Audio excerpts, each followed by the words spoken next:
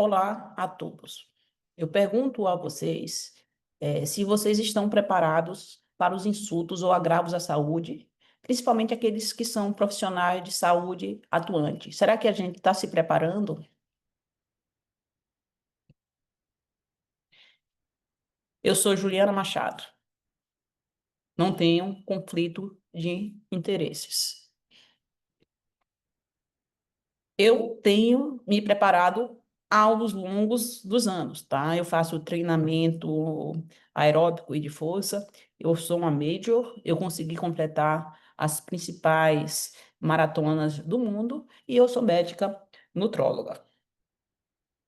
E eu pergunto a vocês como vocês querem passar os últimos 10 anos da sua vida, tá? Na situação eh, mais robusta ou na situação de fragilidade, com perda da capacidade funcional. É, e eu digo para vocês que os hábitos seus podem influenciar, não só em termos de exercício físico, mas também nas escolhas alimentares. E isso vai implicar de como você vai participar das brincadeiras com seus netos, brincando com eles ou apenas assistindo a eles brincar.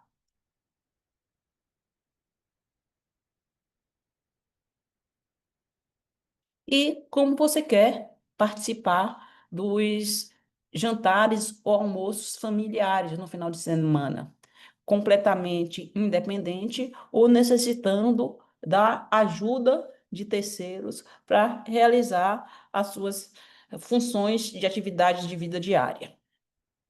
E como vocês querem passear, se vocês querem usar avião, ir para aeroporto, ou se vocês querem passear de ambulância com idas frequentes ao hospital. Então, as escolhas que a gente faz ao longo da vida, elas podem nos levar para caminhos diferentes. Se a gente tem hábitos de vida ruins, vícios, sedentarismo, um consumo exagerado de alimentos ultraprocessados, a gente pode passar os últimos 10 anos na doença. E se a gente tem hábitos e escolhas saudáveis, a gente pode ter uma longevidade maior e com mais qualidade. Porque a escolha, né, de uma vida sedentária, uma nutrição de má qualidade, vai fazer possivelmente que a gente evolua, durante o envelhecimento de uma forma não saudável, onde a gente vai ter uma miosteatose maior, um acúmulo de gordura entre as fibras musculares, isso vai alterar contratilidade, pode levar à inflamação, resistência insulínica, hiperglicemia e disfunções mitocondriais. E esse paciente vai evoluir com certeza, com limitações de mobilidade, maior risco de queda, internações frequentes e aumentar a mortalidade. Já se a gente tem uma alimentação mais adequada, se a gente não é sedentário, a gente envelhece de maneira mais saudável e com menos risco de adoecer e de perder menos a capacidade funcional. E a gente pode escolher qual futuro a gente quer ter, se o futuro um em vermelho ou o futuro 2 em linha branca. Quando a gente vê a linha vermelha em termos de capacidade funcional, a gente percebe que para todos nós, a nossa capacidade funcional começa a declinar entre 30 e 40 anos. A gente percebe que aquele paciente que é sedentário, que está representado na linha branca, com 60 anos ele tem 80% da capacidade funcional. E que, pelo contrário, se eu sou fisicamente ativa, aos 80 anos, eu vou estar com 80% da minha capacidade funcional. 20% a menos da capacidade funcional, aos 60, se sedentário, aos 80, se ativamente físico, né? E ao longo da nossa vida, a gente pode receber um raio, e eu considero um raio como um insulto, ou seja, um agravo da saúde, que pode ser uma cirurgia, que pode ser uma infecção, tá? Então, aquele paciente que vai pré-habilitado para uma cirurgia, onde ocorre um ganho de massa muscular e melhor qualidade muscular, quando ele for fazer a cirurgia, ele vai ter um declínio, da capacidade funcional dele, da força, mas só que ele vai reabilitar de maneira mais rápida, mesmo que ele tenha alguma complicação. Já aquele paciente que não é pré-habilitado, ele vai ter um declínio da capacidade funcional que pode levá-lo à dependência e nem sempre ele vai voltar ao que ele era antes. E se voltar, vai demorar mais tempo. Independente da pessoa ter um risco nutricional ou não. Então, nesse trabalho aqui, os pacientes que foram submetidos a cirurgias oncológicas de grande porte, foram testados em relação à força muscular, que tem a ver com qualidade muscular. A gente percebe que ambos, após a cirurgia, tiveram uma redução de força, independente do risco, nutricional. E a gente também sabe que aqueles pacientes que têm mais massa muscular e mais força, eles têm uma chance maior de sobreviver após uma internação no CTI. Esse trabalho aqui é relação à mortalidade dentro do primeiro ano. A linha azul representa aquele paciente que tem uma baixa massa muscular em termos de quantidade, mas tem uma força aumentada. O verde representa aquele paciente com uma espessura muscular maior, ou seja, mais quantidade de músculo, porém com menos massa muscular, ou seja, não tem uma qualidade muscular tão boa. E em vermelho representa aquele paciente com sarcopenia, ou seja, que não tem força e que não tem uma quantidade de músculo suficiente. A gente percebe que a mortalidade desse paciente é maior. Então, massa muscular e força muscular são importantes para essas situações que a gente possa vir a enfrentar. Um exemplo clássico o Christopher River, ele teve um acidente de cavalo, onde ele teve uma lesão de C2, e a nossa ginasta, ao esquiar, teve uma lesão de C3, que também a deixou com uma sequela neurológica de tetraplegia. O Christopher River tem um corpo atlético, uma quantidade muscular boa e possivelmente uma força, mas quando a gente compara, né, um ator a um atleta profissional que tem maior quantidade de massa muscular e mais qualidade muscular, a recuperação dessas pessoas pode ser diferente a situações parecidas. Então, o Christopher River, ele ficou dependente de ventilação mecânica e a Laís Souza não precisa de ventilação mecânica. Graças à excelente qualidade muscular dela e a quantidade de músculo, ela ficou independente e hoje dá palestras. Então, quanto mais pré-habilitado, mais massa muscular, com mais qualidade e maior capacidade funcional, mais preparados estaremos para o insulto e, portanto, mais rápida será a reabilitação. E o objetivo dessa aula aqui é saber se as pessoas estão preparadas e como elas podem fazer para melhorar. Então, o movimento apenas 2% tem como objetivo combater ao sedentarismo e investimento em saúde e massa muscular. Quanto é necessário em exercício para ter uma longevidade? A gente tem na nossa publicação, que saiu no Jornal da Braskem, em 22, e no outro ano a gente apresentou a ideia no Congresso Europeu de Enteral e Parenteral. E será que o que a gente pode fazer enquanto a gente espera uma consulta médica, na sala de espera? A gente pode ler vídeos, né? A gente pode ou ler jornais, ver vídeos, pesquisar na internet. Quem foi o primeiro nutrólogo, né, do mundo? O primeiro nutrólogo do mundo foi Hipócrates, né, que atuou entre 460 a 377 anos antes de Cristo. E ele falou que o teu alimento seja o teu remédio e que teu remédio seja o teu alimento. Então, a gente tem o prato de alimentação saudável, onde metade do prato deve ser constituído de vegetais e frutas. Alguns estudos sugerem que um consumo por dia de 600 miligramas, 600 gramas dia desses alimentos vão reduzir o risco de doenças cardiometabólicas e que para redução de cânceres, o consumo de 800 gramas dia seria o necessário. Eles recomendam o consumo de grãos integrais, a fim de estimular menos a insulina IGF-1 e o consumo de proteínas saudáveis, magras, preferencialmente né, frescas, ao invés de processadas ou ultraprocessadas, como os embutidos.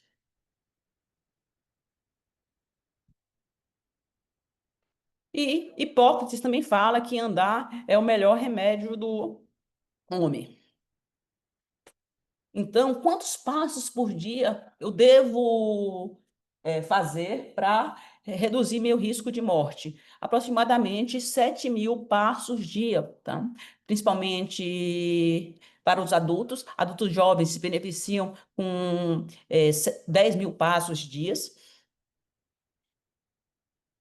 A gente também deve fazer exercícios e a intensidade da atividade física vai implicar em mais ou menos tempo. Então, para a gente ter uma redução de mortalidade geral, numa atividade vigorosa, a gente vai precisar entre 75 a 149 e numa atividade moderada entre 150 a 299 minutos por semana, tá? Doença cardiovascular a mesma coisa, e mortalidade por câncer também em torno de 75 a 149 minutos por semana.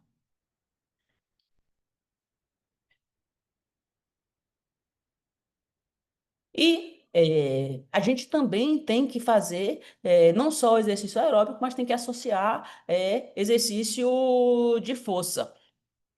Nesse trabalho aqui mostra que, em termos de exercício aeróbico, a gente tem uma redução de mortalidade, principalmente se a gente faz pelo menos 1 hora por semana, e mais que 3 horas não teria benefícios adicionais. E que o exercício de forças necessário seria em torno de 1 a 2 vezes por semana, independente da idade e independente do sexo.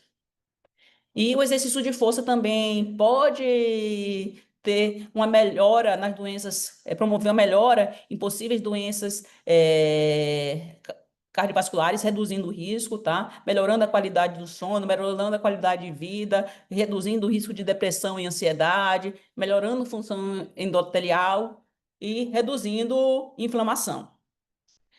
Mas antes de mudar, a gente tem que fazer uma reflexão, né? Qual é o nosso estágio de prontidão para a mudança? Se a gente está em uma pré-contemplação, esse não é o momento da mudança, porque a pessoa não reconhece que precisa realizar essa mudança, irrita-se com a insistência externa. A contemplação tem é uma ambivalência, ele reconhece que necessita realizar a mudança, não faz, pois acha difícil e ainda sente ganhos ao não mudar.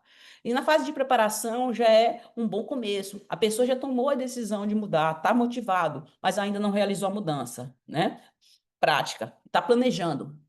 Já na ação, ele está motivado, ele atua na mudança, está na fase inicial e apresenta algumas dificuldades. Em relação à fase de manutenção, ele já automatizou, ele já está treinado à mudança, apenas precisa trabalhar para que consiga mantê-la pelo resto da vida.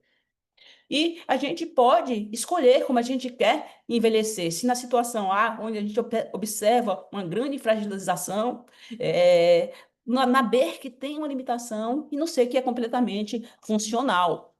Tá? Quando às vezes a gente tem um insulto, às vezes a gente vira um A, mas com a reabilitação, fisioterapia, alimentação adequada, e quando for necessário suplementação, a gente pode retornar para um B ou para um C.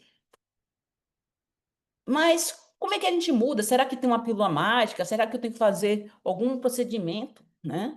Será que tem uma pílula mágica, né? Essa pílula mágica, ela não existe. A pílula mágica tenta estar relacionada a hábitos de vida que você escolhe.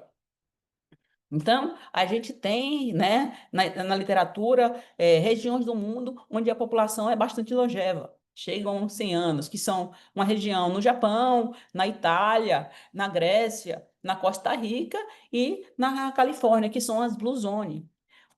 E quais seriam, né, algumas características incomuns que essas populações têm? Eles se movem naturalmente, então eles fazem as coisas a pé, com bicicleta, eles evitam hábitos sedentários, sobem escada, eles têm um propósito na vida, eles estão desacelerando, trabalhando menos, eles tiram férias, eles descansam, eles comem de maneira inteligente, eles não sentam, na mesa para ficar completamente saciados.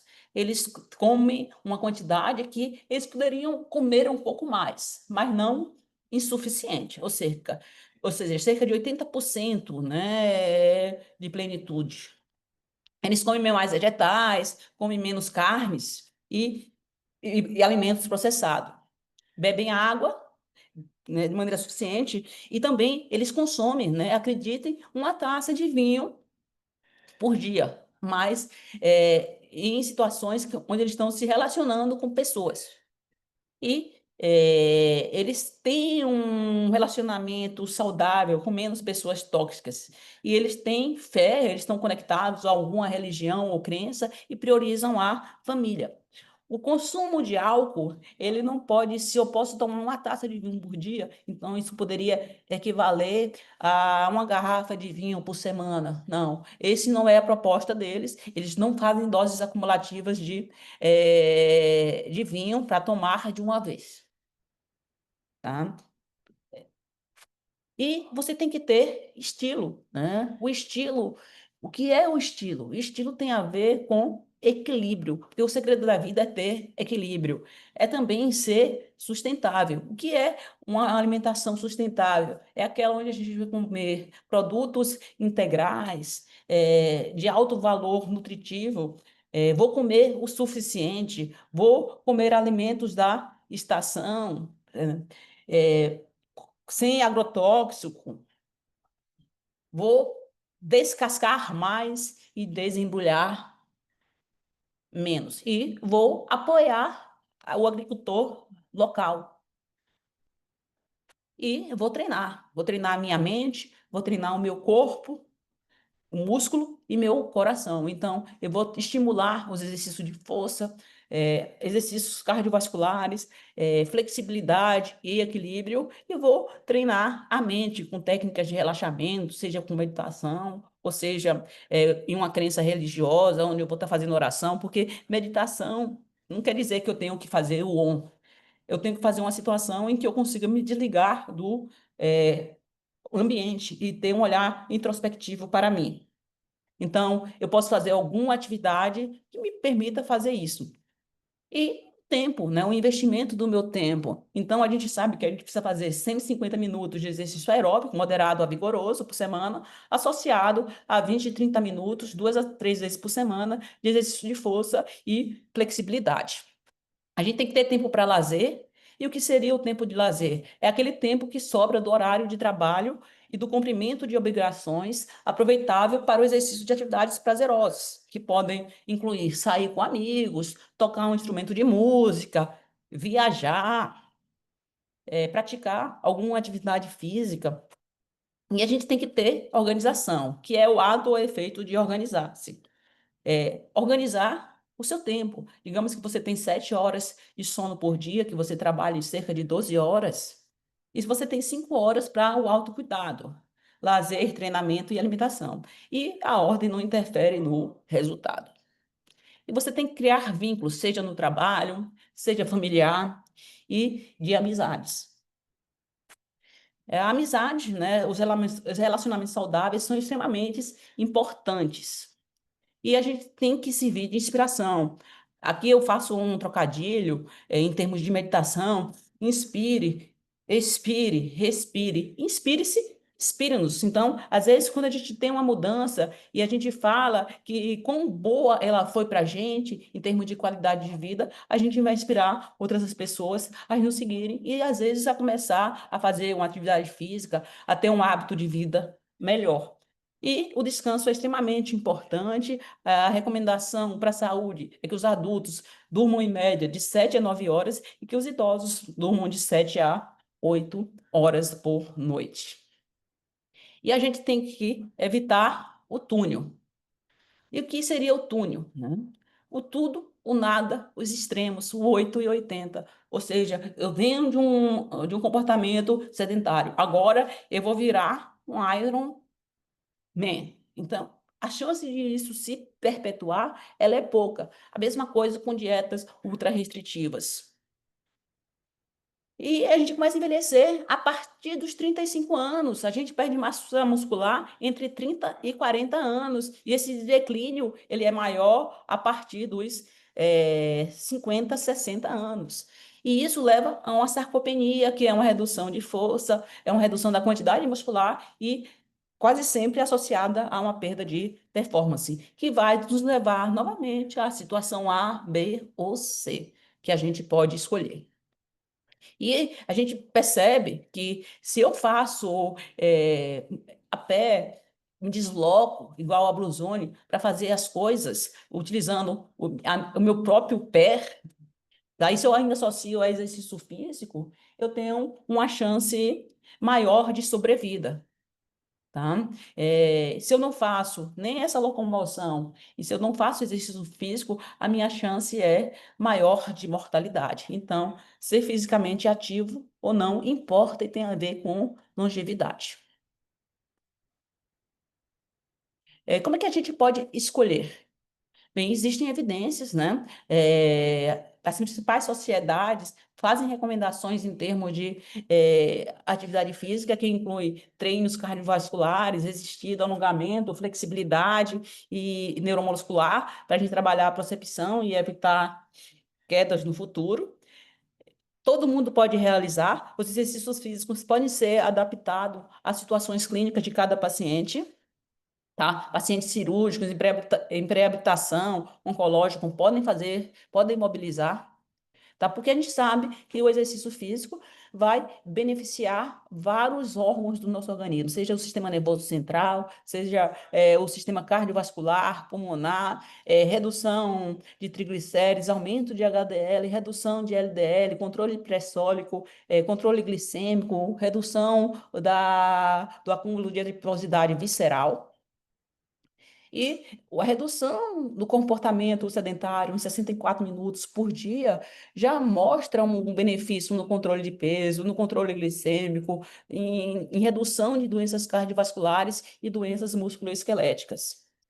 E o que é recomendado? O American College de Medicina Esportiva, OMS, Ministério da Saúde, o que eles recomendam? Eles recomendam 150 minutos por semana de exercício cardiorrespiratório moderado a intenso, que é o treino aeróbico, como esteira, bicicleta, caminhada, natação, associado a treinos de força, que é a musculação, de 2 a 3 vezes por semana. Isso é recomendado em todas as faixas etárias. Então, a gente tem um guia de atividade física para a população brasileira, onde bebês de até 1 ano devem ser estimulados, colocados, né, na posição de barriga para baixo por pelo menos 30 minutos por dia.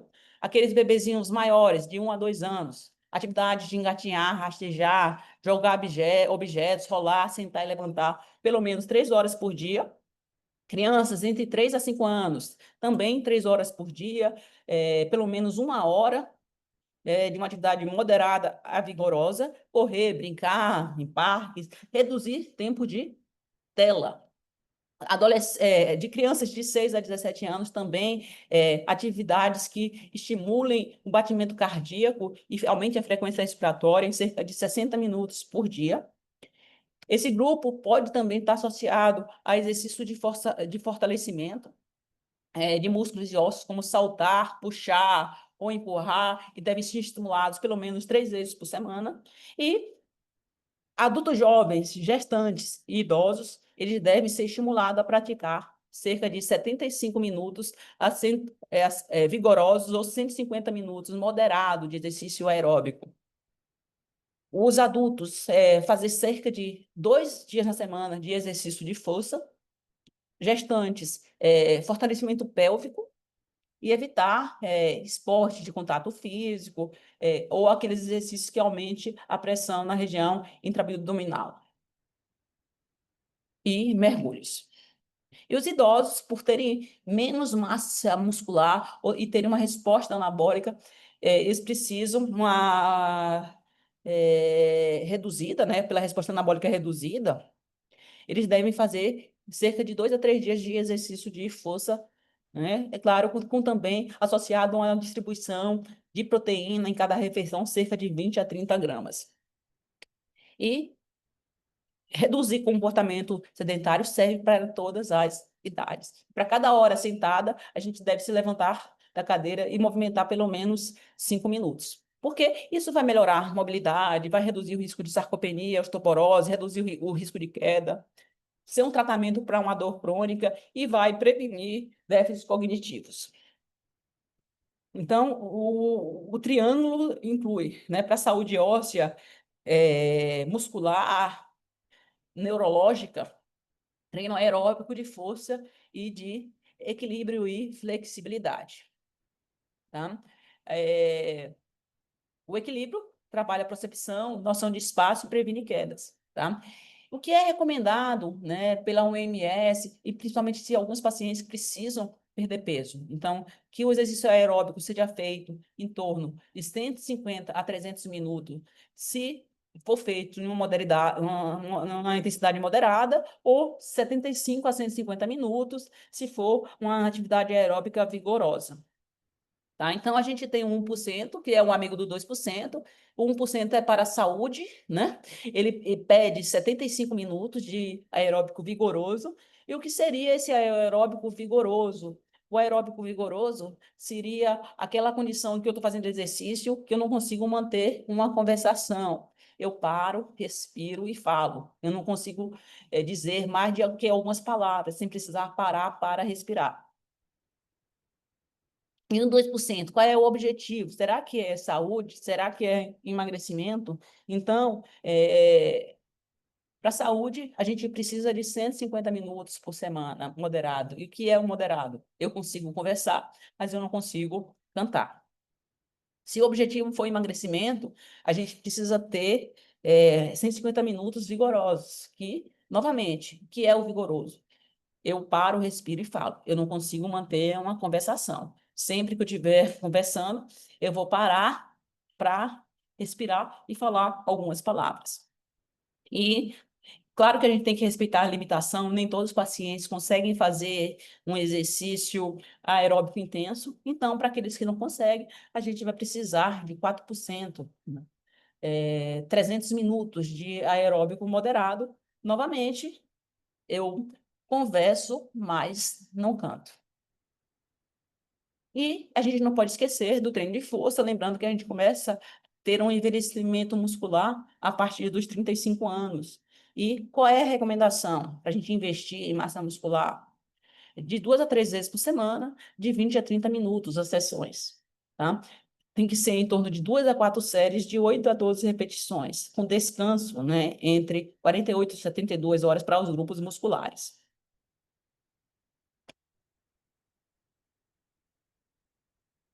Será que eu tenho tempo? Né? Geralmente as pessoas falam que 150 minutos de atividade física moderada, mais musculação, tendo trabalho, filhos, isso pode ser muito tempo. Aí eu pergunto, será que falta tempo para a população do mundo? A população brasileira, né, dados da Vigitel, eles passam, em média, mais de 3 horas por semana, ou mais de 180 minutos nas horas livres assistindo televisão. Então, será que é muito que a OMS, o Colégio Americano e o Ministério da Saúde pedem para investir na saúde e massa muscular? A semana tem 10.080 minutos. Será que isso é muito? Será que isso é pouco? E o que é que a OMS pede, quanto isso representa da semana das pessoas. Esse é né? É o que nosso movimento quer falar. 2%. Investir 2% do seu tempo semanal. Uma hora tem 60 minutos, um dia tem 24 horas, um dia tem 1.440 minutos, uma semana tem 7 dias e uma semana tem, no total, 10.080 minutos. E o que é recomendado de atividade física para a saúde? 150 minutos de aeróbico, associado a duas sessões de 20 a 30 minutos, duas a três sessões de 20 a 30 minutos de musculação e flexibilidade, que vai dar um total de 60 minutos. Somando 150 mais 60, a gente tem 210 minutos por semana. E uma semana tem 10.080 minutos. Então, 210 dividido por 10.080 minutos, a gente tem 1,5% para atividades aeróbicas e 0,5% da semana para exercícios de força. Isso vai dar apenas 2%. Ou seja, é um investimento em saúde e músculo e de combate ao sedentarismo de apenas 2% do nosso tempo. E, recentemente, né, a nossa recomendação de 60 minutos de musculação foi, né, homologado, né? A Sociedade de Cardiologia Americana colocou lá, olha, quanto de exercício de força? 30 a 60 minutos. São suficientes, pois antes a gente não tinha essa quantidade em minutos nos principais guidelines. Se eu sigo essa recomendação, sim, né? Eu sigo, tá? A recomendação de 150 minutos por semana de aeróbico moderado, intenso, e eu treino força, né? E equilíbrio pelo menos 2 a 3 vezes por semana. Como eu falei para vocês, eu sou maratonista e para evitar lesões eu tenho que ter um fortalecimento muscular importante, acompanhado por um profissional de educação física. Mas será que essas recomendações são alcançadas? Bem, né? Pelo menos 23% da população geral não alcança. E esse número é muito maior no grupo de adolescentes, onde 81% não alcançam. Tá? E o motivo por não alcançar, seja é uma dor, é uma condição física, é uma dificuldade de chegar ao local ou ter acesso a um profissional que possa nos ajudar. A população de brasileiros inativa é cerca de 15%, tanto de homens para mulheres. Aquelas pessoas que conseguem praticar pelo menos 150 minutos por semana, em homens é em torno de 44% e em mulheres 30%. E aqueles que não conseguem atingir, né, um nível de atividade física suficiente, as mulheres são em torno de 55,5% e os homens 37%. E essa doença da cadeira, nos Estados Unidos, implica um gasto anual de 24 bilhões. Né? 65% dos americanos assistem televisão mais de 2 horas por dia. 20% das mortes poderiam, né, de pessoas com 35 anos ou mais, poderiam ser evitadas, né, porque elas são atribuídas ao sedentarismo. E 300 mil mortes ocorrem por causa do sedentarismo.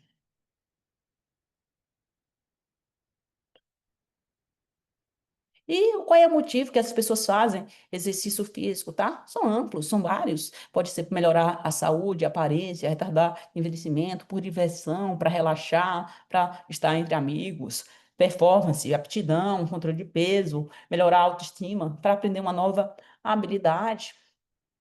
E por que não faz? Aí também são vários, varia em termos de idade, de escolaridade, tá? As mulheres, quando alegam por não fazer exercício físico, seriam pelas multifunções, como mãe, como trabalhar. Os adolescentes, os aposentados, né? Justificando não fazer, falta de conhecimento, morar em uma zona urbana, um grau de escolaridade mais baixo, a própria preguiça poderia ser uma justificativa. Mas a falta de tempo talvez não seja uma justificativa plausível. Tá? Em relação à população brasileira que faz exercício físico, pelo menos 150 minutos, a gente percebe que quanto maior a escolaridade e quanto À medida que a gente vai envelhecendo, a gente vai reduzindo. E quanto maior a escolaridade, maior a prática de atividade física.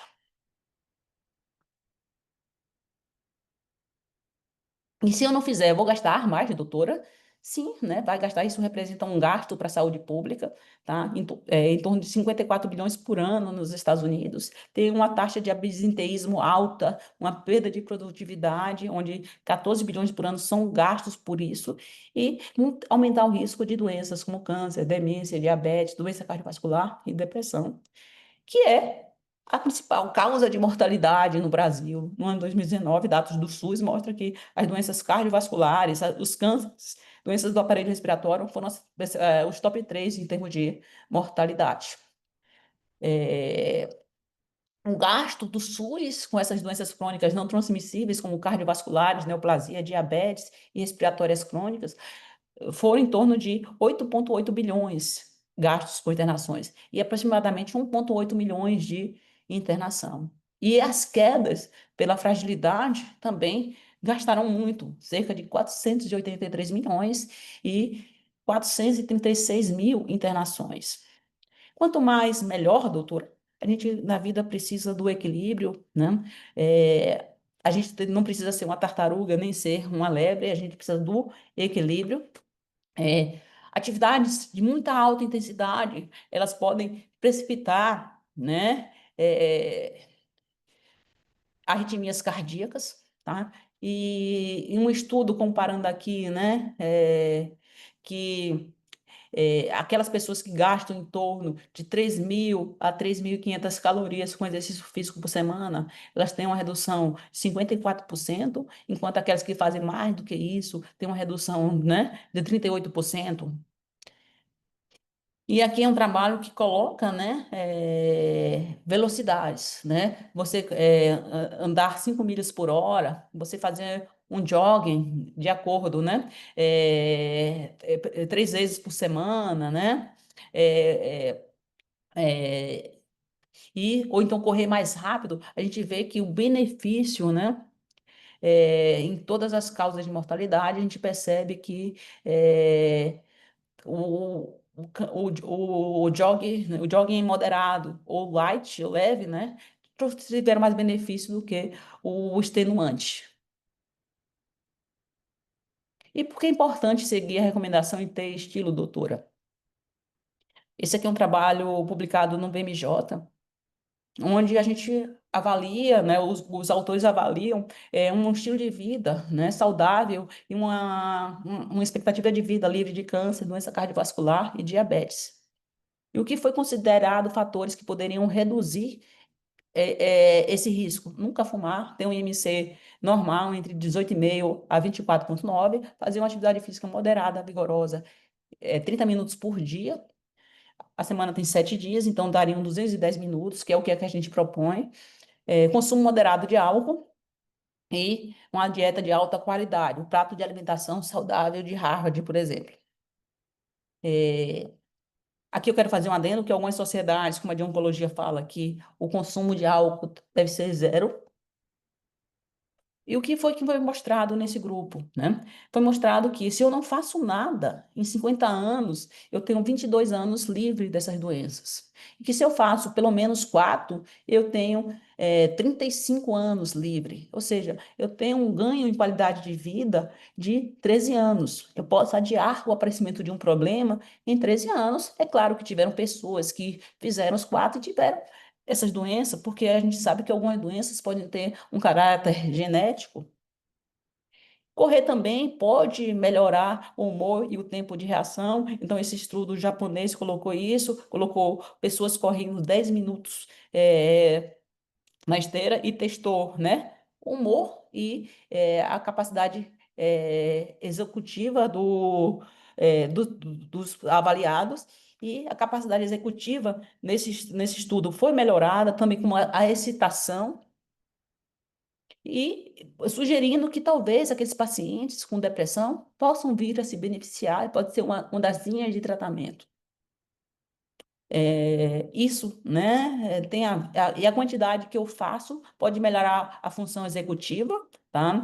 De maneira transversal e longitudinal, tá? Pelo menos, né, pelo menos 2 horas por semana, né?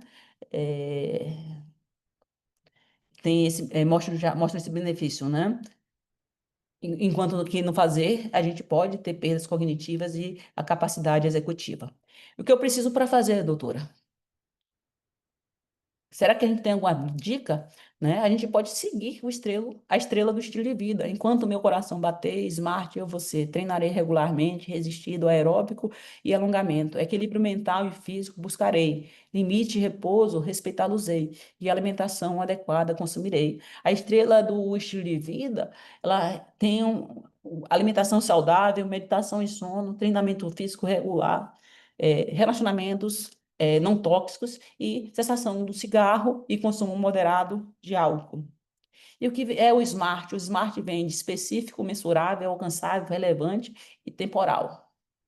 Então, vou praticar atividade física, apenas 2%, vou matricular na academia ao começar, 150 minutos de aeróbico moderado e 60 minutos de força por semana, e vou reavaliar minhas mudanças em 2 meses. A gente está sozinha. O Ministério da Saúde tem um programa, né, o Plano de Ação de Estratégia para enfrentar doenças crônicas e agravos não transmissíveis no Brasil, que vai acabar em 2030.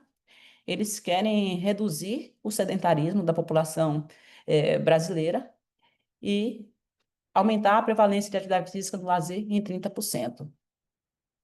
A Organização Mundial de Saúde também tem um programa que também termina em 2030, mas mais pessoas ativas para um mundo mais saudável. E o slogan deles é: Vamos ser mais ativos. Todo mundo, todos os lugares, todos os dias. E o objetivo deles é reduzir, né, o sedentarismo em 15%. Então, o nosso grande objetivo, né, é combater o sedentarismo e promover saúde e perda de peso para aquelas pessoas que precisam. E, como diz Hipócrates, se pudéssemos dar a cada indivíduo a quantidade certa de nutrição e exercício, nem muito pouco, nem demais, teríamos encontrado o caminho mais seguro para a saúde.